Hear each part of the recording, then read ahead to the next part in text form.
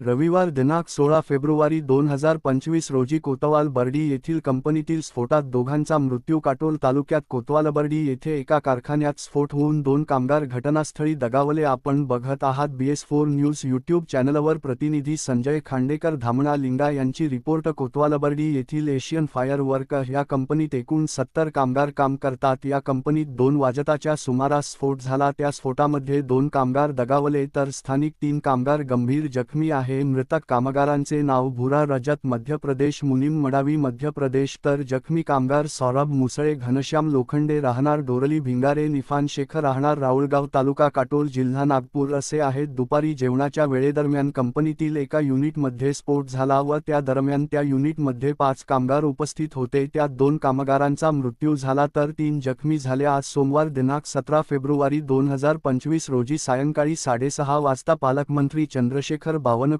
यांनी कंपनीला भेट दिली तर उपस्थित नागरिकांकडून माहिती मिळाली की कंपनीत मृत्यू पावलेल्यांच्या परिवारास 20 लाख रुपये देणार तर शासनातर्फे 5 लाख रुपये देणार आहेत. पालकमंत्री चंद्रशेखर बावनकुळे यांनी दोषींवर कारवाई करण्यात येईल असे सांगितले. अधिक माहिती व बातमी बघण्यासाठी बघत रहा बातमी आपल्या चॅनलवर. चॅनलला लाईक, सबस्क्राईब, शेअर करा आणि बेल आयकॉन दाबून चॅनलचे भागीदार होत. चॅनलला आर्थिक सहकार्य मी पुन्हा 15 दिवसांनी एकदा चोपचं काय करत मी परवा येणार आहे. तुम्ही आम्हाला दिलं आहे तुमची येऊन नाही का मी पहिल्यांदा मी परवा येणार. माझ्या नंबरवर काय काय झालं माझा नंबर नंबर हो नाही एसे पण टाका. हे झालं 90 49 40 40 आणि मेसेज टाकायचा. फोन केला तर तिकडं कुठेतरी उठलेला 90 49 40 40 सविता पांडे.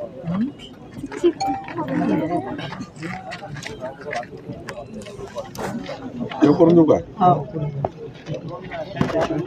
तेव्हा मी येणार आहे. थोडंसं हलकं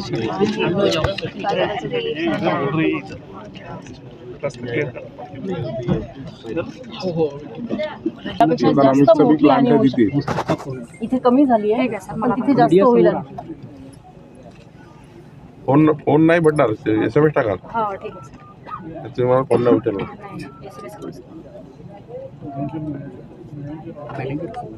परवा 2 वाजता कॉल करील. तुमच्याकडे नंबर आहेच त्यांच्याकडून दुकानाचा. परवा मॅनेजरची बाईट पाहिजे ना, आम्ही त्यांच्यासाठी थांबलेलो आहोत. मॅनेजरची बाईट होती ते बाईट घेणं किती मला माहिती. मी नाही बाईट तुम्हाला चौकशी कामगारचे जखमीच्या पैसे भेटले पाहिजे. आपले हे चेक जमा करून. सर माझा एक प्रश्न होता की 5 वर्षापासून जी काम करत आहे तर यांना PF मिळालाच नाही 5 वर्ष. ते 6 महिन्याचं PFचं बोलले. ते 6 महिन्याचं नाही 5 वर्षाचा PF आहे. PF 5 वर्षाचं कारण 5 वर्षाचा PF आहे त्यांच्याकडे. ते तुम्ही रेग्युलाइज करा 5 महिन्याचा. कारण जेंट्सला तुम्ही भरपूर जेंट्सला तिथे देता आणि लेडीजला PF देत नाही असं त्यांचं म्हणणं आहे. आता एकटाच झाला मी त्याशी बोलली. ते 5 वर्षाचा PF पाहिजे.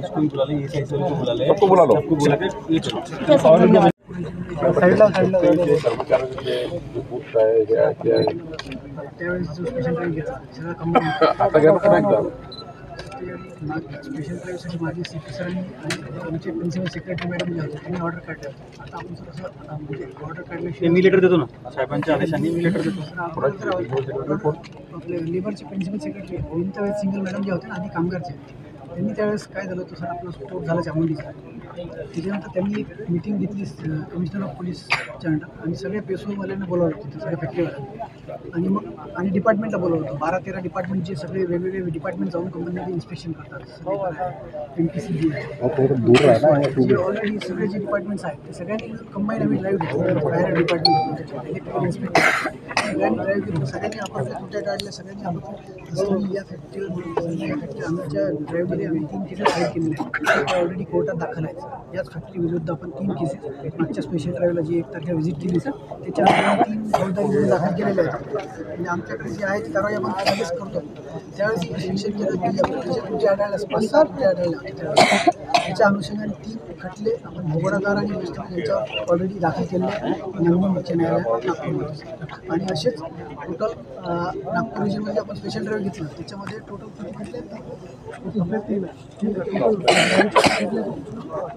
28 खटले सर आम्ही सगळ्या कारखान्यातून टाकले. जिथे जिथे तुटे आढळले आम्हाला त्यांच्यावर आपण 28 खटले दाखल केले आहेत सर. आम्ही आमच्याकडून जे आहे ती स्पेशल ड्राईव्हच्या अनुषंगाने जेन्युअनली कारण सगळे कंबाईंड व्हिजिट होती सर.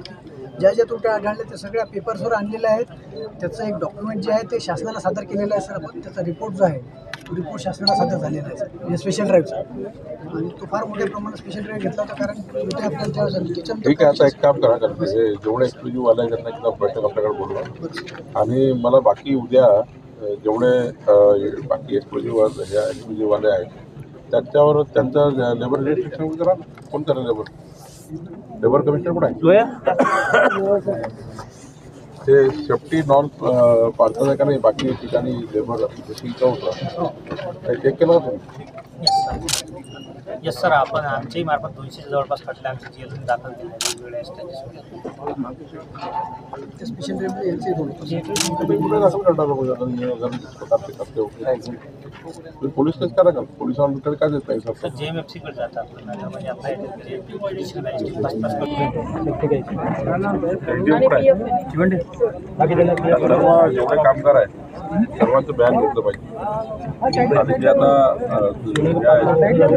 कोणाला 9 वर्ष झाले, कोणाला 8 वर्ष झाले, कोणाला 7 वर्ष झाले, कोणाला 5 वर्ष कोणसने PF नाही घटला, त्यांना अप्रोल नाही अप्रोल आहे आणि मास आहे नाही नाही काहीच नाही. त्या साडीवर येणे त्या साडीवर जाणे तेरीगडची साडी त्यावर जर तुला आग लागली बस होऊ शकतो. बारूद अंगाला चिपकतो. स्फोट झाला आम्हाला पळायला जागा नव्हती. एकामेकीच्या अंगावर पडू पडू एवढे बाय हा मुलीला लागलं हिच्या पायाला मला लागलं ते रेखाबाई वाटकडे तिला लागलं. लंचचा टाईम होता चम्मच जस्ट जेवून प्लॅन मध्ये बसतो आणि झाल्यानंतर गेट पण कोणी उघडायला तयार नाही.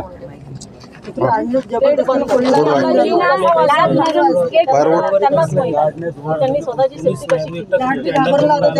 सर्व आहेत आपण किती कामगार आपण आम्ही 70 आहोत.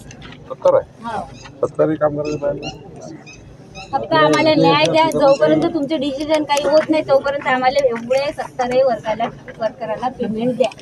यांचा पगार वगैरे वाचत असेल गेल्या महिन्याचा नाही सर, आमचा पेमेंट मागच्या महिन्यात झाला. तेव्हाच आम्हाला पेमेंट मिळालं. सर आमच्या थोडंसं आमच्याकडे लक्ष द्या सर. तुम्ही मदत करा आमची थोडी. हे रोकडे सर आहे आमच्या गावात. तिथे 20-20 घंटे काम चालतात. अरे डिशवाले इंडस्ट्रियल सेफ्टीवाले 4 घटना यापूर्वी गेल्या 2 वर्षामध्ये झाल्या. 4थी घटना अशी व्यवस्था या कोतवाल बर्डीमध्ये काल जो स्फोट झाला 1:30 वाजता द्यायला हवी. परंतु असं एशियन फायरवर्क नावाची कंपनी आहे सुरक्षा आहे ती या कंपनीच्या मालकांना आणि या कंपनीमध्ये जो स्फोट झाला विशेष सांगायचं म्हणजे यांचा बळावी आणि रजत हे 2 यांना काम करणारे कामगार म्हणजे जीवन विमा स्फोटात मृत्युमुखी पडले. ती जखमी आहे. ते सुद्धा यांचं काढलेलं आहे. त्यांची जखमीची उपचार सुरू आहे. पण या ठिकाणी महत्त्वाचं असं आहे की 1 जुलै 2024ला फायर सेफ्टी डिपार्टमेंट जे काही इंडस्ट्रियल डिपार्टमेंट सर्वांनी या कंपनीला क्लोजर नोटीस दिली होती. बंद करण्याची नोटीस दिली होती. नोटीस दिली असताना सुद्धा ही फायर इंडस्ट्री सुरू होती. खरं तर हा फार मोठा गुन्हा आहे आणि त्यामुळे कडक कारवाई पोलिसांनी केली आहे. कलेक्टरचं इन्स्पेक्शन आणि इन्क्वायरी सुरू झाली आहे. मला वाटतं की याच्यामध्ये आम्ही आता संपूर्ण ही चौकशी करणार आहोत आणि जे दोषी आहेत म्हणजे मॅनेजर असतील मालक असतील सर्व मालकच दोषी असतो आणि मॅनेजरही दोषी आहे. या सर्वांवर कडक कारवाई करण्याची शासनाने निर्देश दिले आहेत. परिवारालाही त्या ठिकाणी मदत करण्याचा प्रयत्न आमचा आहे. शासनाकडूनही त्या परिवाराला मदत करण्याचाही आम्ही सुरू केलेला आहे. पण दोष पूर्ण इंडस्ट्री चालवणे आणि ही कंपनी चालवणे यामध्ये हा फार मोठा दोष आहे. आणि त्यामुळं याच्यावर आता पुढे इन्क्वायरी होऊन आम्ही कारवाई करू. सोहेल अमीन नावाचा जो माणूस आहे, जो मालक आहे कंपनीचा, त्याच्या आणखी काही या ठिकाणी प्लॅन्ट्स आहे. ते प्लॅन्ट्स तो घेतो, विकतो. आणि आमदारांनी, तुमच्या स्थानिक आमदारांनी, चरण ठाकूर यांनी मागणी केली आहे की सोहेल अमीन नावाच्या व्यक्तीवरती कारवाई होईल. तो व्यक्ती सध्या कुठे आहे? तुमच्या काही हाती लागला आहे? नाही, अजून पोलिसांनी अटक अजून झाली नाही आहे. त्याची अटक लवकरच होईल, कारण ऑलरेडी क्लोजरची नोटीस दिली होती 1 जुलैला आणि बिना शासनाच्या परवानगीने किंवा जे काही नियमाप्रमाणे सुरू नव्हतं.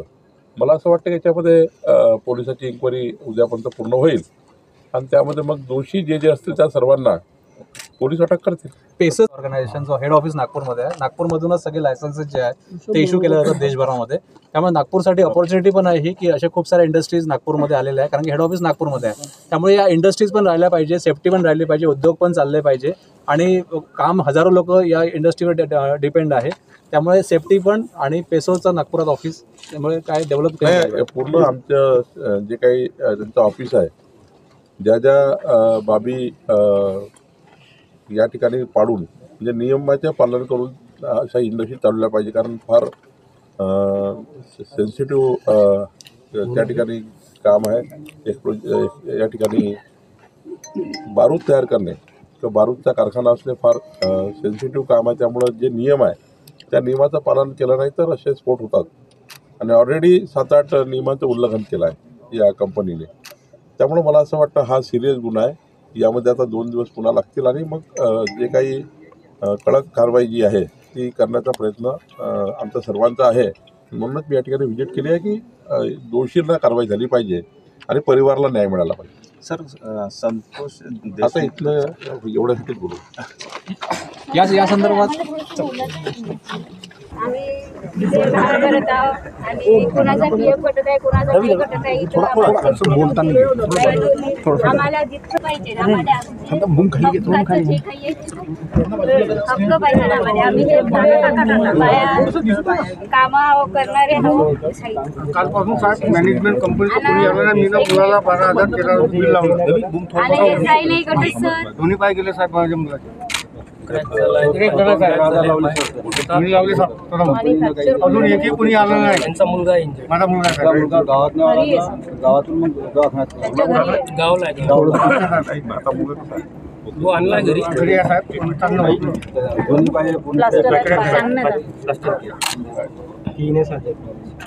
अरे याचा भाऊ आहे, त्याला उठून बसणं नाही होत. त्याला इथे आणि इथे लागलं आहे.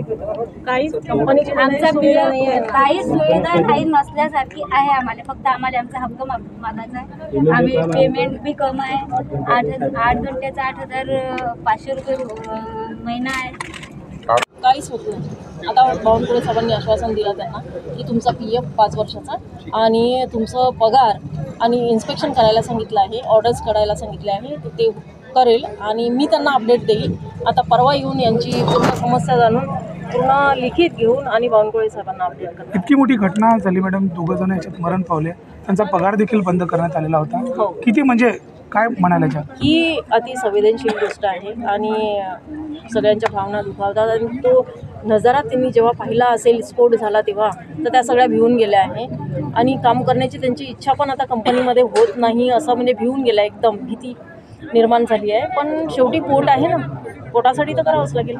म्हणून त्यांना चांगलं वेतन आणि त्यांचा PF रेग्युलर मिळायला पाहिजे. अत्यंत गांभीर्याने तुम्ही हा विषय उचललेला आहे मॅडम. पुढचं पाऊल काय असणार आहे? काय तुमची योजना या संदर्भात? पुढचं पाऊल त्यांनी कायद्यात राहून जर पूर्ण कामं ते करत असेल तर आपण यांच्या सेफ्टीसाठी शेवटपर्यंत लढू. याच्या बाजूला पण एक कंपनी आहे, तिथे 500 लेबर काम करतात आणि 20 तास काम. 2 आहे मॅडम, एक इकॉनॉमिक्स आहे, इकॉनॉमिक्स आणि 500 लेबर आतमध्ये काम करतात. त्यांच्या पण जीवाला धोका आहे.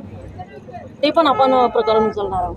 आपण बघितलं समाजसेविका तुमचा गांभीर्याने घेतलेला आहे. कुठल्याही परिस्थितीत इथे जे कर्मचारी आहेत त्यांच्यावर अन्याय होणार नाही त्या संदर्भातली काळजी त्यांनी घेतलेली आहे.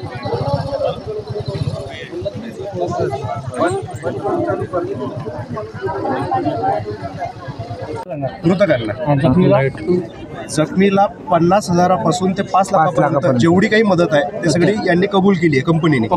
ट्रीटमेंट शासनातर्फे की शासनाकडून 5 लाख रुपये, नाही मृतकांना किती 20 लाख शासनाकडून 5 लाख रुपये, कंपनीकडून 20 लाख रुपये चेक.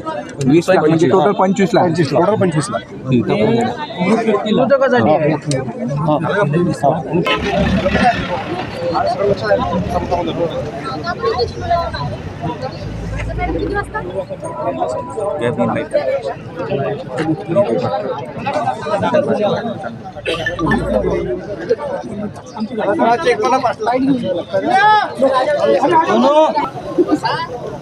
रेकॉर्ड आहे.